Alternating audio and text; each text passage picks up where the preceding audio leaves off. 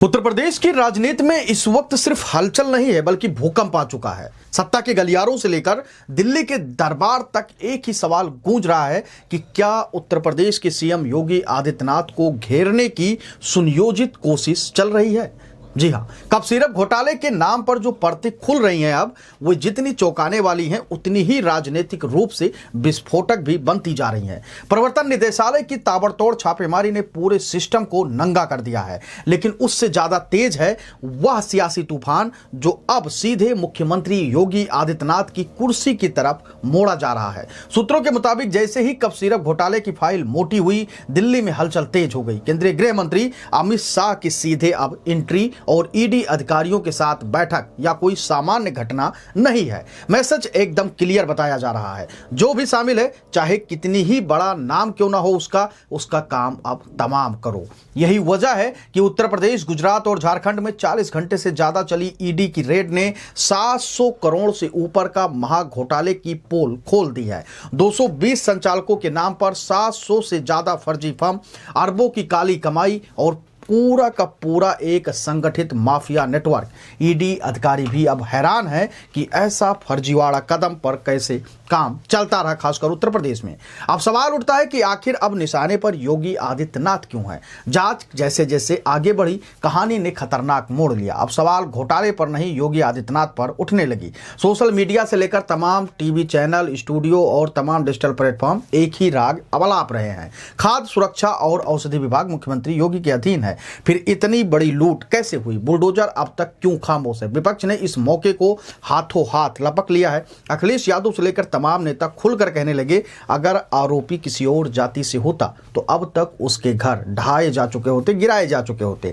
ठाकुरवाद का नैरेटिव गढ़ा जाने लगा विपक्ष के द्वारा, ताकि योगी की सबसे बड़ी ताकत जीरो टॉलरेंस नीति को शक के कटघरे में खड़ा किया जा सके। लेकिन योगी आदित्यनाथ ने भी साफ कह दिया है, इस मामले में कोई ढील या ढाल बर्दाश्त नहीं की जाएगी, कोई सिफारिश नहीं मानी जाएगी। अब तक सैकड़ों एफआईआर, कई गिरफ्तारियां और संपत्तियों की जब्ती की तैयारी या बताने के लिए काफी है कि कार्यवाही सिर्फ कागजों में नहीं चल रही है, फिर भी एक खास स्क्रिप्ट लगातार उत्तर प्रदेश की सियासत में चलाई जा रही है। घोटाला नहीं, योगी जिम्मेदार हैं। यहीं से खेल पलट गया। राष्ट्रीय स्वयं सेवक संघ पहले ही खुलकर मैदान में उतर चुका था। उसने कहा था कि योगी के खिलाफ जो भी कुछ कहेगा, सवालिया निशान खड़ेगा, वो आरएसएस की नजरों में बागी होगा। योगी आदित्यनाथ पर सवाल उठाने वाले आरएसएस की नजर में बागी होंगे। या बयान सिर्फ समर्थन नहीं था, या राजनीतिक चेतावनी भी थी। लखनऊ से लेकर दिल्ली तक के कई नेताओं के लिए, कई नेताओं की इस आरएसएस के ऐलान से परेशानी भी बढ़ गई। सवाल उठने लगे कि आखिर योगी आरएसएस के इतने करीब क्यों है? जवाब भी उतना ही साफ है, मजबूत लॉ एंड ऑर्डर, हिंदुत्व पर स्पॉट स्टैंड और भ्रष्टाचार पर बिना समझौता किए कार्रवाई करना। राजनीतिक जानकारों का मानना है कि कप सिरप घोटाला अब जांच का नहीं, नैरेटिव का मामला बन चुका है। कुछ ताकतें चाहती हैं कि इस बहाने योगी की छवि पर दाग लगाया जा सके, उनका ग्राफ नीचे आए और जनता के मन में शक पैदा हो। लेकिन मुश्किल यह है कि योगी को गिराने की हर कोशिश अब तक उल्टी पड़ी है। ईडी की शक्ति, अमित शाह की सक्रियता और आरएसएस का खुला स्टैंड, तीनों ने मिलकर यह साफ कर दिया है कि यह लड़ाई सिर्फ एक घोटाले की नहीं है। अब सबकी निगाहें आने वाले दिनों पर टिकी हुई हैं। क्या ईडी की जांच और बड़े नामों तक पहुंचेगी? क्या सियासी घेराबंदी सफल होगी? या फिर योगी आदित्यनाथ एक बार फिर यह साबित करेंगे कि नेगेटिव नैरेटिव तोड़ना उन्हें आता है? इतिहास गवाह है, योगी जितना घिरते हैं उतनी ही मजबूती के साथ वो बाहर आते हैं। और शायद यही बात उनके सियासी विरोधियों को पच नहीं रही है और उनको डराती भी है। योगी आदित्यनाथ वो चेहरा है, वो नेता है जो कभी जाति देखकर किसी के ऊपर कानूनी कार्रवाई नहीं किए हैं। उत्तर प्रदेश में आज जीरो टॉलरेंस की बात अगर होती है तो उस पे योगी आदित्यनाथ खरा भी उतरे हैं, उनके बुलडोजर गरजे हैं। उत्तर प्रदेश में कई माफियाओं के घर गिरे हैं और कई अपराधी आज जो है वो सलाखों के पीछे हैं। योगी आदित्यनाथ लगातार सख्त एक्शन के लिए जाने जाते हैं और शायद इसीलिए जो उनका इमेज है, जो ग्राफ है, वो अभी भी क्लीन बना हुआ है।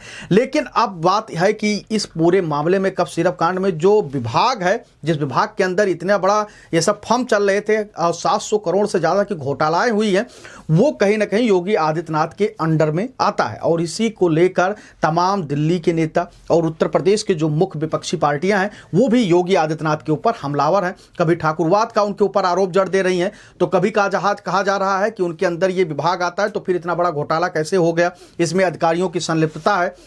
लेकिन आप अपनी राय देकर हमको जरूर बताइएगा कि योगी आदित्यनाथ को लेकर जिस तरीके का एक नैरेटिव बनाने की कोशिश की जा रही है 27 चुनाव के पहले, उसको लेकर आप क्या कुछ सोचते हैं? क्योंकि बार बार ये कहा जा रहा है कि योगी आदित्यनाथ के को लेकर जिस तरीके से माहौल बनाया जा रहा है, एक नैरेटिव तैयार किया जा रहा है, कहीं ना कहीं योगी आदित्यनाथ के लिए खतरा पैदा किया जा रहा है और किया जा सकता है, और उसमें कई सारे बड़े चेहरे शामिल हैं। आप अपनी राय देकर हमको जरूर बताइएगा कि क्या योगी आदित्यनाथ सख्त एक्शन लेंगे उन लोगों के खिलाफ, और क्या उनको क्या मैसेज देना चाहिए योगी आदित्यनाथ को जो लोग ऐसा आरोप लगा रहे हैं। आप अपनी राय हमको जरूर दीजिएगा। धन्यवाद।